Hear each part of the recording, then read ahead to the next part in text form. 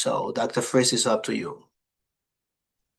Thank you so much. And I want to thank the Office of Assessment for inviting me here today, especially Drs. Orway and Dr. Kratova, for giving me this opportunity to talk about my assessment experience. If you had told me several years ago that one day I would be presenting on assessment, I would have been very surprised because I was an absolute beginner, and I made a lot of beginner mistakes. But I'm happy to say that through the process of assessment review and the support of the Office of Assessment, I've gotten better at it. And if you're here today hoping to get better at it, you will too. So the title of my presentation today is Quantifying Qualities, Developing an Assessment Plan for the Peace Corps Prep Certificate Program. Let's see. There we go. Any good assessment plan, education plan needs to have learning outcomes. Usually we talk about program learning outcomes. Today we have presentation learning outcomes, also conveniently known as PLOs. So in this workshop, my goal is for you to learn how to translate qualitative, values-driven learning outcomes like intercultural competence, professionalism, and civic engagement into measurable criteria and performance benchmarks aligned with institutional assessment expectations, to design assessment strategies for programs that lack direct control over coursework, and to use rubric-based measures adaptable to both academic and administrative contexts. And finally, to employ an iterative approach to assessment planning by engaging multiple stakeholders, responding to external feedback, and identifying strategies for closing the assessment loop. And I'll address these by sort of following a narrative of my own development as someone involved in the assessment process. But first, I want to tell you a bit about the Peace Corps Prep or International Service Certificate so that you have kind of an idea, you have some context for understanding the story of my assessment planning approaches. So first of all, it consists of 9 hours of coursework in a service sector related to the Peace Corps. And if you don't know, the Peace Corps is a U.S. government organization that recruits and trains volunteers for service in foreign countries that are in need of some sort of human resource, usually a knowledge-based resource to help with some projects related to development in one of these 6 sectors. So students complete coursework in education, health, environment, agriculture, youth and development, and community economic development. So this is a program that virtually any major Murray State University can engage in. There's a wide variety of potential jobs in the Peace Corps that people can do from any major. And this coursework is intended to help adapt their existing skills and major for service in a particular sector. So they complete 9 hours of coursework here. They also complete 9 hours of coursework in intercultural competence. They're required to take one of these courses: COM 340, Intercultural Communication, GDS 201, Introduction to Gender and Diversity Studies, Poli-Sci 250, Introduction to International Relations, or Global Languages and Theater Arts 220, Introduction to International Service and Culture. And the reason that is assigned to the Department of Global Languages and Theater Arts, which is my home, that's where I'm a professor, is because that's where the Peace Corps Prep program was first housed within the institution. So this is intended to be a companion course to the Peace Corps Prep program. And finally, 6 hours of related electives in intercultural competence. And in addition to that, there are 50 hours of related field experience, usually some sort of volunteer or internship endeavor the student engages in. A resume critique, usually with career services, and again with career services, an interview workshop or mock interview. So this is the core of the Peace Corps Prep program that I'm responsible for assessing each semester, or each year rather, each assessment cycle. And finally, the students should also ideally adopt some sort of leadership role in a student organization or initiative. And I'm interested in the Peace Corps prep program because I myself was a Peace Corps volunteer in Turkmenistan from 2006 to 2008. And you can see a picture of me here, some amazingly 20 years ago. Beardless whippersnapper in Turkmenistan. Here you see the ancient city of Merv, which has the distinction of having been conquered by both Mongols and the armies of Alexander the Great. And you can see on the map here where Turkmenistan is located in Central Asia, just north of Iran and Afghanistan, next to the Caspian Sea. So I was there for 2 years, where I really became interested in the Peace Corps mission and international service in general. So I was a English as a second language support volunteer, an after-school club coordinator at the village school where I worked, and a holiday camp counselor on several occasions. And I created a mock trial workshop for a group of advanced English students.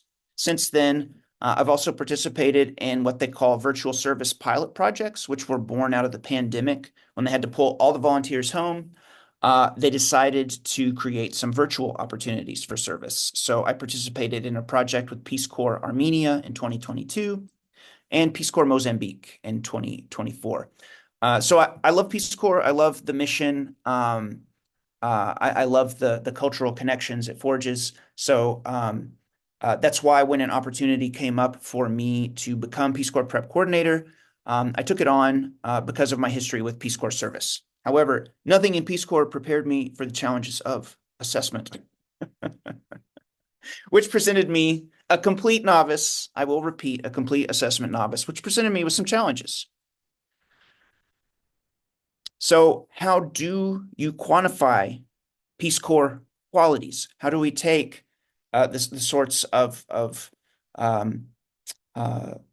missions undertaken by Peace Corps volunteers and assess that in an academic context? I had no idea how to do this. This required lots of deep thinking and study.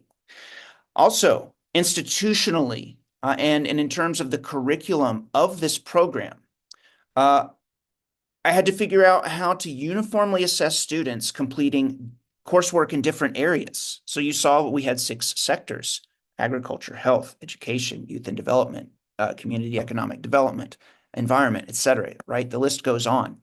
So it's very difficult to create a standard to evaluate students in all those different areas.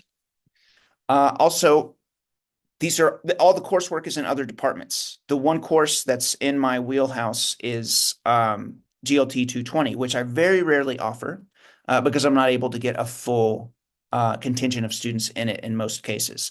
So I generally rely on students completing the core coursework in other departments, which creates some assessment challenges.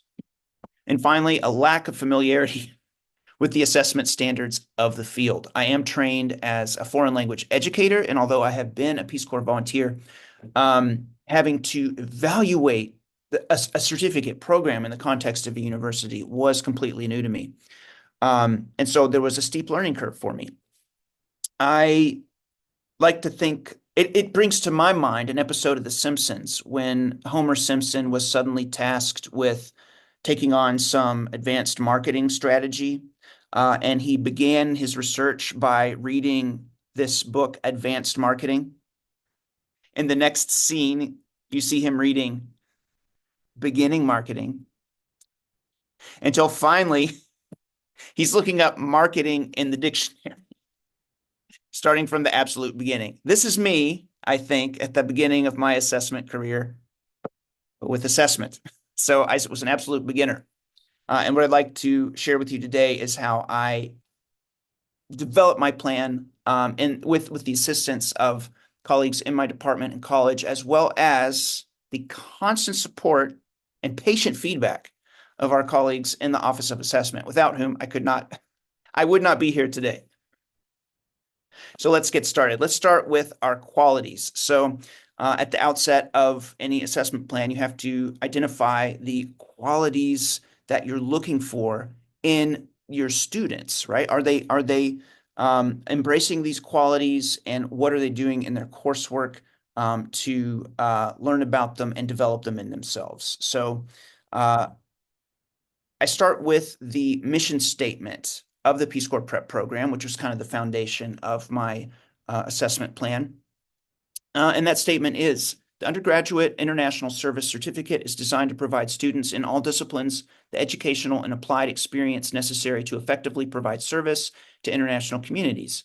The certificate program's objectives are to prepare students for international development work, careers in international service, and service within the Peace Corps. So this certificate is intended to prepare people for international service in general, which also includes Peace Corps, which is a great post-graduation career step for many of our students who are interested in this field. So here already we can see that knowledge of a discipline is important, and experience to effectively provide service to international communities is important. So any assessment should evaluate how well students are learning a skill that can provide a service, and also how they're able to communicate with international communities effectively so that that skill, in some cases, literally translates to the people being served. And so with that mission in mind, I developed the following program learning outcomes. Number one relates to the cultural competence component. Students will demonstrate an understanding of the dynamics of cultural diversity and the ability to interact effectively with people from diverse backgrounds. And this is absolutely fundamental to any successful Peace Corps endeavor. And I speak from experience in that I know that you spend a great deal of time as a Peace Corps volunteer simply trying to understand the community where you live, learn their language, and then understand their ways. And you have to devote an incredible amount of time and energy to that in order to effectively carry out the goals of your assignment. So this is absolutely a core competency of Peace Corps service. And the second program learning outcome, students will exhibit professionalism on the job and apply learning to their chosen career field. And this also reflects the importance of having a professional skill set that you can share as a Peace Corps volunteer, or at least understanding how the skills that you learned as an undergraduate can be used to accomplish the specific assignment the Peace Corps gives you. And also, I drew on the Peace Corps mission itself, and not of the certificate program, but of the Peace Corps. And so the Peace Corps mission, very briefly, is to help the countries interested in meeting their need for trained people. And this aligns very well with PLO2 related to development of professional skills.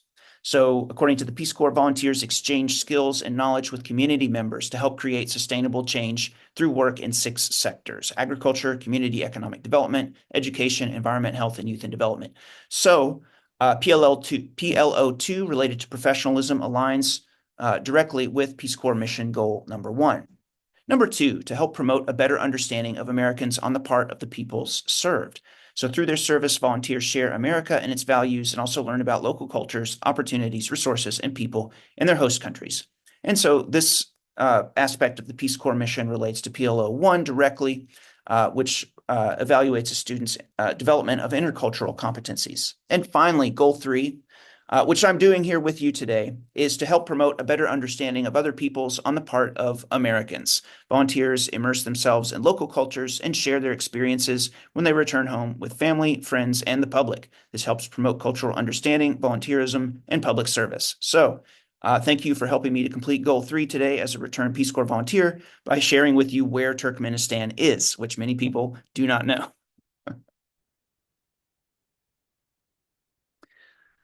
For other fields, you could reach out to learn more about professional association standards. Use national rubrics and competency models that are available for your field, or peer institutions if you're working in an administrative capacity. And finally, government or NGO competency frameworks that can be easily adapted to an academic setting. But these are just different resources, different strategies that you can use to find some models of how to define the qualities that you want to later evaluate.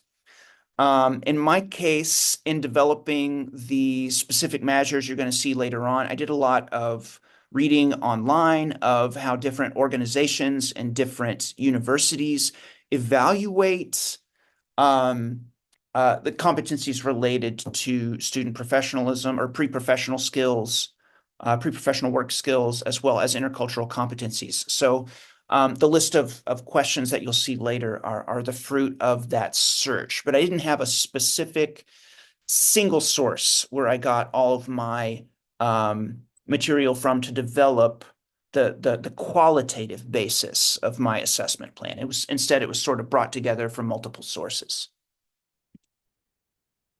Now, once we have identified the qualities that we're looking for in our students, we have to come up with a way of quantifying them, because that is how we can effectively assess whether a program is meeting its goals or not. As a scholar in the area of medieval and Renaissance Spanish literature, I am constitutionally unprepared to engage in quantitative assessment. So it was quite a challenge for me to adapt my analytical skills to the paradigm of quantitative assessment. But if you're like me and you have trouble with that, it can be done. I promise you, it can be done. If I can do it, anyone can do it. So let me tell you a bit about my approach to how I conduct a quantitative evaluation of my students' qualitative skills. I settled on the measure of interview and discussion.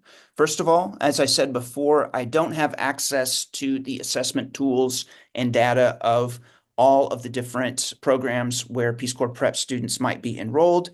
And even if I did have access, I think it would be difficult to create a single measurement tool or instrument to do a uniform assessment for Peace Corps prep. So I settled on an interview and discussion measure. I previously had a checklist, but it was not it was not a rigorous or appropriate measure for evaluating the certificate program. And implicit throughout all of this is the concept of iteration, which was my third presentation learning outcome. So what you're seeing today is the fruit of multiple versions of my assessment plan that are revised over the course of years with the help and support of the Office of Assessment, the feedback on my assessment plans and assessment reports, and eventually the academic leadership here in the College of Humanities and Fine Arts. So by no means did this plan spring forth from my mind a fully finished product from the beginning. What you're seeing is the latest stage, right? Notice I'm not saying it's a finished product. What you're seeing is the latest stage in an ongoing process, iterative process of creation, feedback, revision, and repeating. Okay, so that by no means was this my first try. No, my first try was met with heavy criticism from the assessment committee, who provided helpful feedback to get me on track to produce this, what you see today. So it was through that iterative process that I came to the interview and discussion measure. And the criteria type for evaluating whether or not my students were successful is benchmarks, which I'll explain shortly. And I used measures assessed outside of courses, which is one of the assessment measures that you can select in SPOL. And this was helpful, again, because all of the coursework for my certificate is in other departments. And I am not able to insert my own assessment measures into those classes and programs. So I selected the measure assessed outside of courses. Now, I do have one course that every one of my students must complete. It's GLT 487 Peace Corps Prep Field Experience, but it is a zero credit class that is simply meant to signal in a transcript that a student has completed the 50 hours of field experience required to receive the certificate. And I've designated each in terms of formative and summative assessment. So the formative assessment for assessing outside of courses is a mid-semester interview I do with students who are in progress. The questions on both are in many cases the same, but the formative assessment is oriented towards helping the student to improve in areas where they need improvement, right? So the consequences of the questions are more actionable, right? So we look at what areas need improvement, and we're able to find opportunities that will help the student develop the skills that they're working towards. Whereas the summative experience is more reflective, right? It's for when the students have completed the program, they've completed their service, and they're looking back at how they grew and what they accomplished and what they hope to achieve in the future. So here's a list of interview questions that I designed for my measure based on PLO 1, which is related to intercultural competencies.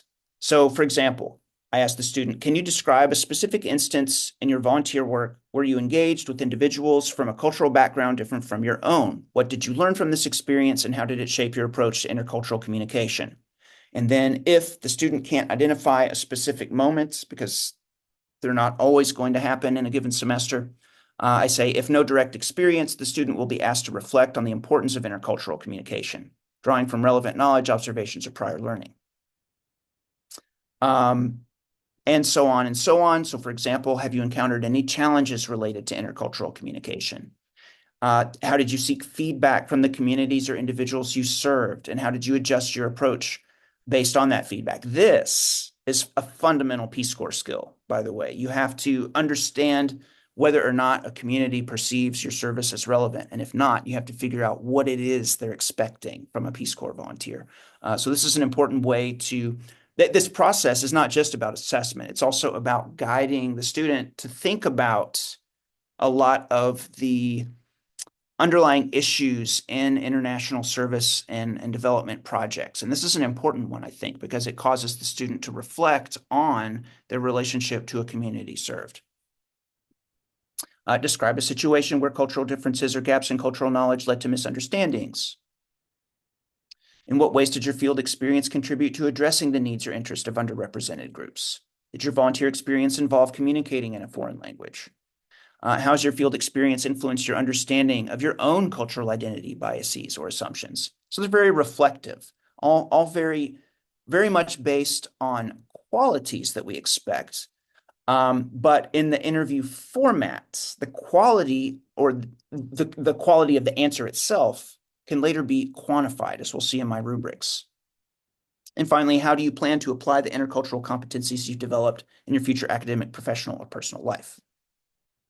For PLL 2, related to professional developments, what are some challenges the student has overcome? What has the student accomplished? Did the student experience any conflict, that is in the place of service or work? How has the student adapted their work style to effectively collaborate? How effectively does the student contribute in leadership, team, or independent roles during the field experience? What are some areas of professional growth? What are short-term professional goals? What are the student's long-term professional goals? And again, some of these questions are intended to guide the student to reflect and think, and not simply assess whether or not they've done so. And then comes the part of quantification, which was the most difficult for me. And to give you an idea of where I'm coming from in terms of assessment of students, in foreign language, we usually use the American Council on the Teaching of Foreign Languages, or TEFL, proficiency levels, which you can see here briefly in a summarized form. We basically have different rankings for a student's proficiency based on specific communicative tasks that they're able to perform. So at the intermediate level, they can create with language, initiate, maintain, and bring to a close a simple conversation by asking questions and giving answers, whereas an advanced speaker might be able to narrate and describe in past, present, and future, deal effectively with an unanticipated complication. And these are all things that come as second nature to me to assess, because I'm aware of like all the different verb forms and common mistakes of language learners. So I had to somehow adapt what I innately understood in terms of a language educator to evaluating the quality of the questions that I just shared with you. My first attempt in this iterative process was a bit overwhelming. So for each of my questions, I created its own rubric that featured below expectations, meets expectations, exceeds expectations, with 3 different criteria. And so you can see here, what are some challenges the student has overcome? The first criterion was identification of challenges or reflections. And an exceeds expectations was clearly identifies a specific meaningful challenge relevant to their field experience, or in the absence of a challenge, reflects insightfully on the value of the experience for their professional development, including skills gained, et cetera, et cetera, et cetera. Now, in the iterative process of developing this rubric, everybody uniformly told me that basically this was overkill. This is way too much. This is way too much. I really overthought the rubric for evaluating a student's answers to these questions, but I was on the right track. I was on the right track. I did have that takeaway. I just had to simplify how I was approaching evaluating the answers to each question. And so I have this very elegant rubric for evaluating students' answers to each of the questions with a 1, 2, or 3, below expectations, meets expectations, exceeds expectation, right?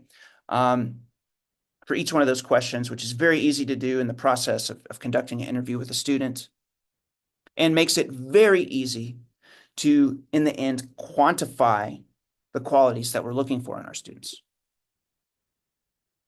And for my criteria, I used a benchmark. So for example, I have a target of 80% of the students should meet expectations. And then based on the assignment of points from my rubric, I have 17 to 24 points, exceeds expectations, with a definition of what it means to exceeds expectations. So rather than create individual criterion and rubrics for each question, there's sort of a set of global expectations that enable me to quickly evaluate whether or not a student is meeting expectations. And then the meets expectation in the 9 to 16 point score range, and below expectations, 8 points, which is the minimum score. And the same goes for PLO2, right? For the professional development and career skills program learning outcome. Same deal. We have a very simple rubric with 1, 2, 3, below expectations, meets expectations, exceeds expectations, followed by criteria and benchmarks that define what each level means in sort of general terms, along with a scoring rubric that tells us where the student, or scoring criteria rather, that tells us which benchmark a student has achieved. This is the most recent version of my assessment plan for the Peace Corps Prep program. And again, I have to thank Dr. Kratova and Dr. Warway for their assistance in developing this, because again, I was a novice and I certainly could not have developed this plan on my own with my disciplinary background. So I'm certainly thankful for their patience and assistance in helping me to develop this program. I'm also grateful for the series of presentations on assessment that you've organized, and so happy that I get to be a part of it now. So thank you both for all your efforts in helping us to succeed. Because that has been fundamental to me being able to produce this plan for you today. And finally, I end with the gif of Homer Simpson disappearing into the bushes, famous Simpson moment. I hope not to disappear, but thank you. And I'm happy now to discuss any questions you might have about my own assessment journey, or how I have developed my assessment plan, or in general about how to develop rubrics, or how to develop project learning outcomes. I've done it all at this point, so I'm happy to share my experiences with you.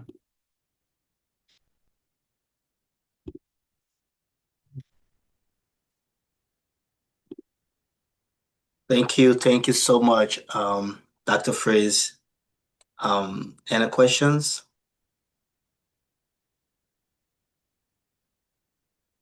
I do have a quick question.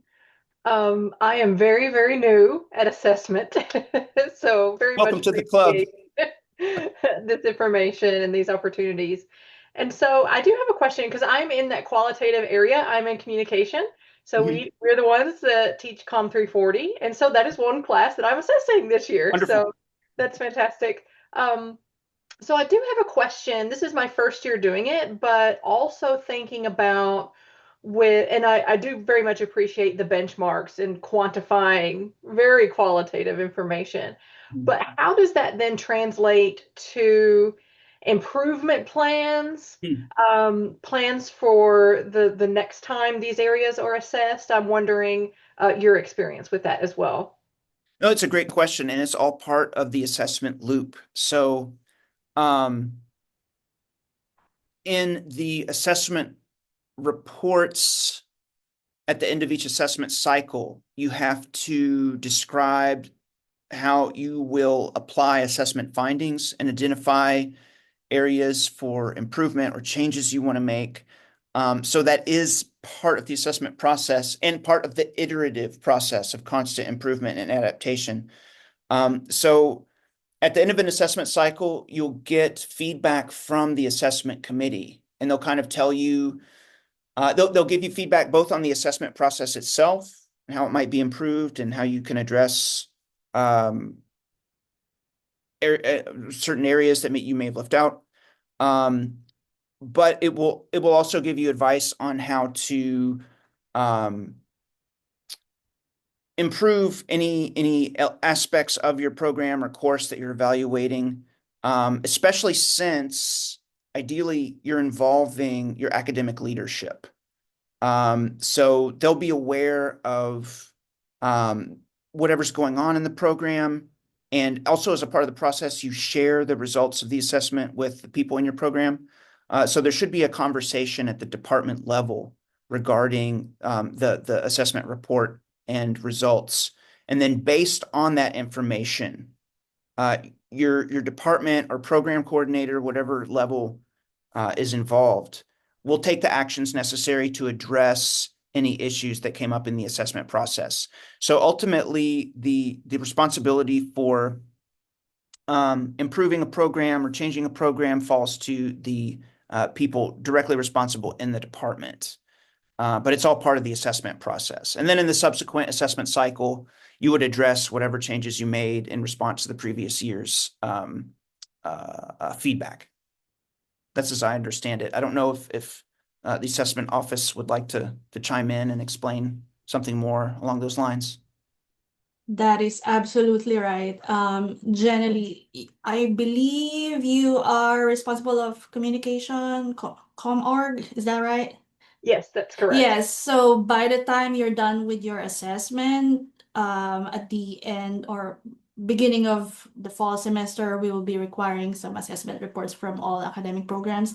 And the assessment reports requires like findings based on the plan that eventually has already happened during the past year. And those findings and analysis, which assuming had been discussed within the department or within the program, should provide you some information on how or what kind of action plans or recommendations you would want to implement for the subsequent semester or year. So something along those lines. And I just want to say, Moses, you shouldn't be surprised. This is actually music to my ears. I'm pretty sure you know that. And thank you so much for this wonderful presentation. I Of must course. say we truly enjoy working with you. I hope you felt the same way. Yes, I do. I do. I do. I I mean, I I feel like personally, yeah. I feel like I'm your poster child for like anybody can succeed at this. Yeah, I mean, I personally have There's hope learned a for lot from your program, really, from reading your plans and your report submissions and seeing firsthand how your intentional approach to assessment ultimately benefits your students' learning Oh yeah, experience. it really I has. mean, but more importantly, I appreciate your patience and openness to feedback and suggestions, which make our collaboration so rewarding. So we really look forward to continuing learning from your program and working with you. Thank you so much. Thank you. You're too kind. You're too kind. And likewise, it's been a pleasure working with all of you in assessment. So thank you so much. I just want to say real fast, Moses, that piece about connecting with professional organizations and or other institutions, that's brilliant. I never thought of that. So I really appreciated that because that's crazy helpful. I mean, Yeah, if people are it already really doing it, is. yeah. And It's not my idea. Thank you. I'd love to take credit, but it's not my idea. I actually learned it from a previous assessment workshop. It was Nikki Gaylord's presentation. Nikki. Yeah, okay. Yeah, Nikki talked about how so a lot of other programs, probably many that you oversee in COEHS, Mhm.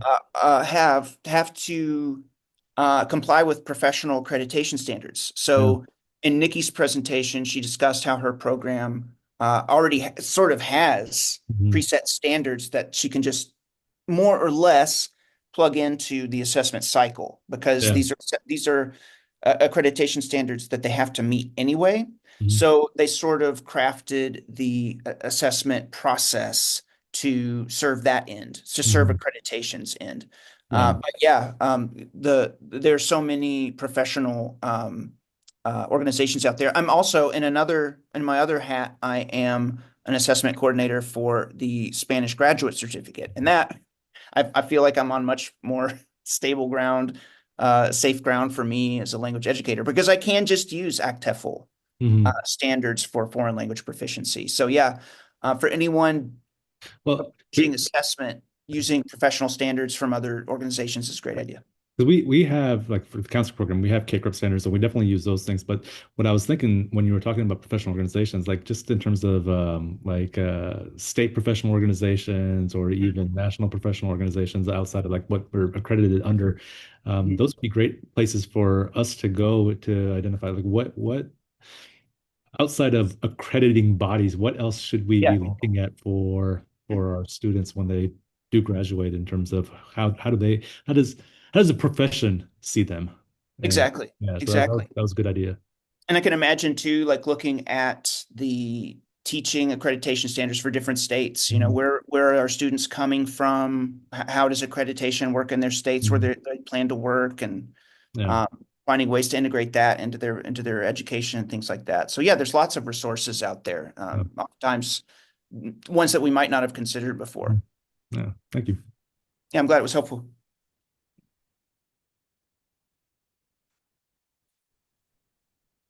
I'm Well, curious to know, I'm sorry, unless there's another question, I'm curious to know what the assessment responsibilities are of some of our attendees today. So is it Jenny Lee?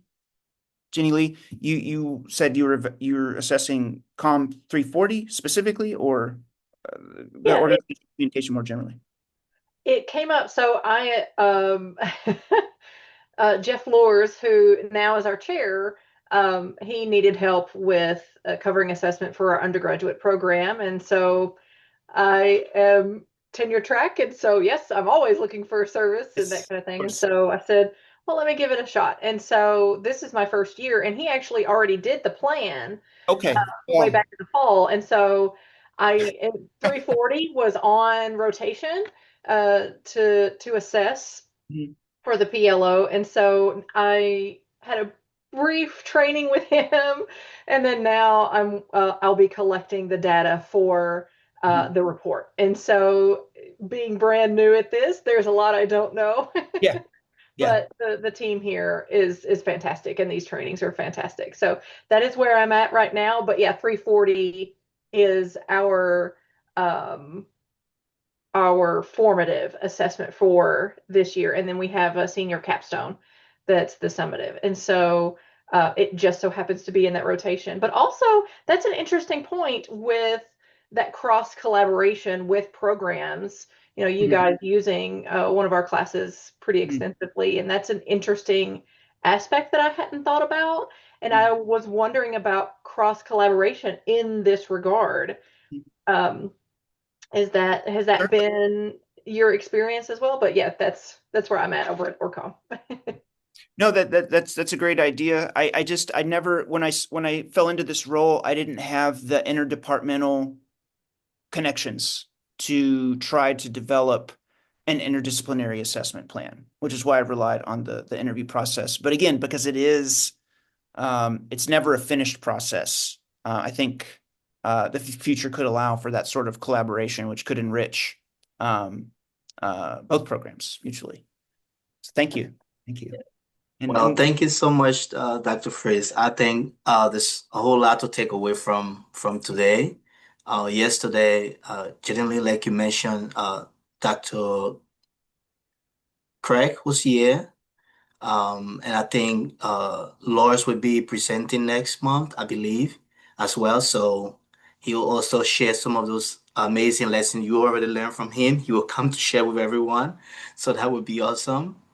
Yeah, so thank you so much, Dr. Fritz. We really appreciate you doing this. And this is really helpful for, certificate programs who have, courses that you don't have direct access to their data. And I think we have a couple of those around. This recording will be available on our website. You can still check it out or maybe reach out to Dr. Fritz and he can still help. And we are also here. We are still the same people, still generous and still patient. So thank you so much for joining.